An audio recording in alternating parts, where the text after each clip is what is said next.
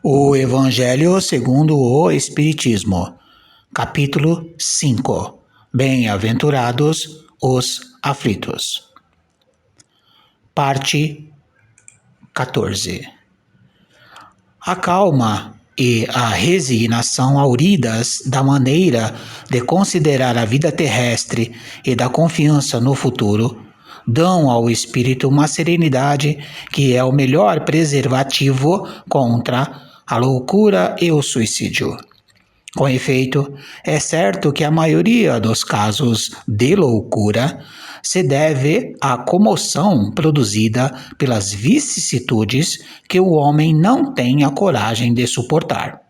Ora, se encarando as coisas deste mundo da maneira por que o Espiritismo faz que ele as considere, o homem recebe com indiferença, mesmo com alegria, os reveses e as decepções que o houveram desesperado noutras circunstâncias. Evidente se torna que essa força que o coloca acima dos acontecimentos lhe preserva de abalos a razão, os quais, se não fora isso, a conturbariam. Parte 15. O mesmo ocorre com o suicídio. Postos de lado os que se dão em estado de embriaguez e de loucura, aos quais se pode chamar de inconscientes, é incontestável que tem eles sempre por causa um descontentamento, quaisquer que sejam os motivos particulares que se lhe apontem. Ora, aquele que está certo de que só é desventurado por um dia e que melhores serão os dias que hão de vir, enche-se facilmente de paciência. Só se desespera quando nenhum termo divisa para os seus sofrimentos, e que é a vida humana, com relação à eternidade, senão bem menos que um dia. Mas, para o que não crê na eternidade e julga que com a vida tudo se acaba, seus infortúnios e as aflições o acabrunham, unicamente na morte vê uma solução para suas amarguras. Nada esperando, acha muito natural, muito lógico mesmo, abreviar pelo suicídio as suas misérias. Parte 16. A incredulidade, a simples dúvida sobre o futuro, as ideias materialistas, numa palavra, são os maiores incitantes ao suicídio, ocasionam a covardia moral.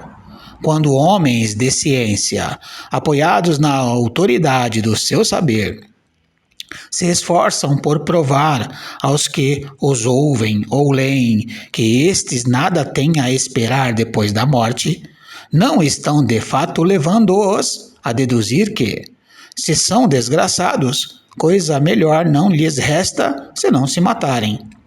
Que lhes poderiam dizer para desviá-los dessa consequência? Que compensação lhes podem oferecer? Que esperança lhes podem dar? Nenhuma, a não ser o nada. Daí se deve concluir que, se o nada é o único remédio heróico, a única perspectiva, mais vale buscar imediatamente e não mais tarde, para sofrer por menos tempo. A propagação das doutrinas materialistas é, pois, o veneno que inocula a ideia do suicídio na maioria dos que se suicidam, e os que se constituem apóstolos de semelhantes doutrinas assumem tremenda responsabilidade. Com o Espiritismo, tornada impossível a dúvida, muda o aspecto da vida. O crente sabe que a existência se prolonga indefinidamente para lá do túmulo, mas em condições muito diversas, donde a paciência e a resignação que o afastam muito naturalmente de pensar no suicídio, donde, em suma, a coragem moral. Parte 17.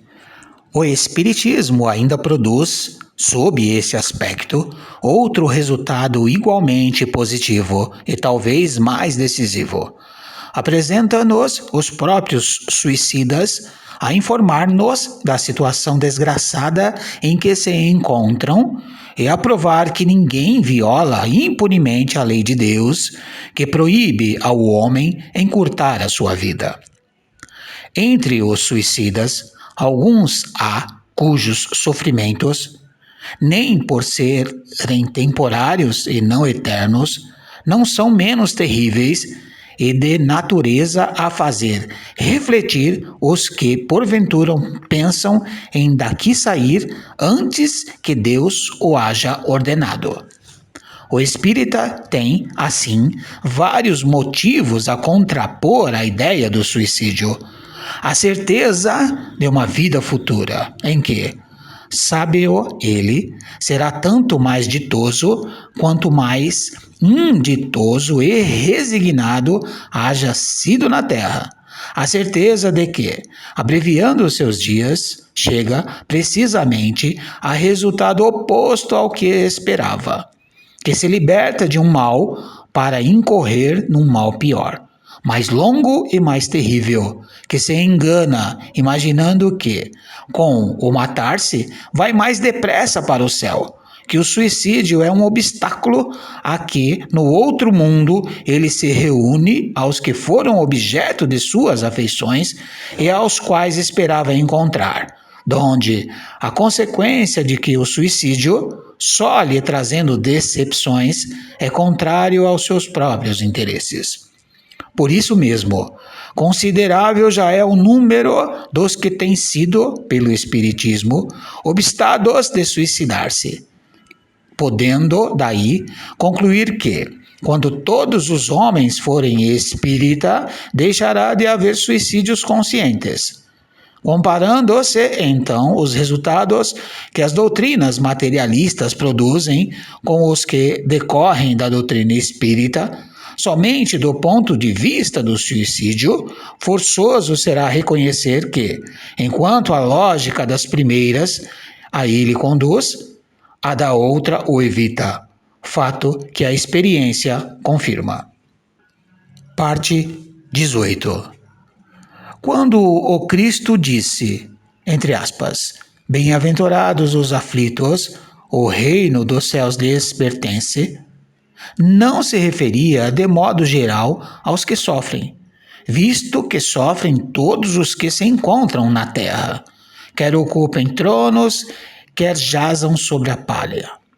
Mas poucos sofrem bem, poucos compreendem que somente as provas bem suportadas podem conduzi-los ao reino de Deus. O desânimo é uma falta. Deus vos recusa consolações, desde que vos falte coragem. A prece é um apoio para a alma. Contudo, não basta. É preciso tenha por base uma fé viva na bondade de Deus. Ele já muitas vezes vos disse que não coloca fardos pesados em ombros fracos. O fardo é proporcionado às forças, como a recompensa ou será a resignação e a coragem. Mais opulenta será a recompensa do que penosa a aflição. Cumpre, porém, merecê-la, e é para isso que a vida se apresenta cheia de tribulações. O militar que não é mandado para as linhas de fogo fica descontente, porque o repouso no campo nenhuma ascensão de posto lhe faculta. Sede, pois, como o militar e não desejeis um repouso em que o vosso corpo se enervaria e se entorpeceria a vossa alma. Alegrai-vos quando Deus vos enviar para a luta. Não consiste esta no fogo da batalha, mas nos amargores da vida, em que, às vezes, de mais coragem se há mister do que num combate sangrento. Porquanto não é raro que aquele que se mantém firme em presença do inimigo fraqueje nas tenazes de uma pena moral. Nenhuma recompensa obtém o homem por essa espécie de coragem, mas Deus lhe reserva palmas de vitória e uma situação gloriosa. Quando vos advenha uma causa de sofrimento ou de contrariedade, sobreponde-vos a ela. E quando houverdes conseguido dominar os ímpetos da impaciência, da cólera ou do desespero, dizei, de vós para convosco, cheio de justa satisfação. Entre aspas, fui o mais forte. Bem-aventurados os aflitos. Pode então traduzir-se assim: bem-aventurados os que têm ocasião de provar sua fé, sua firmeza, sua perseverança e sua submissão à vontade de Deus, porque terão centuplicado a alegria que lhes falta na terra, porque depois do labor virá o repouso. Lacordaire, Havre, 1863. A referência, ok? Muito obrigado.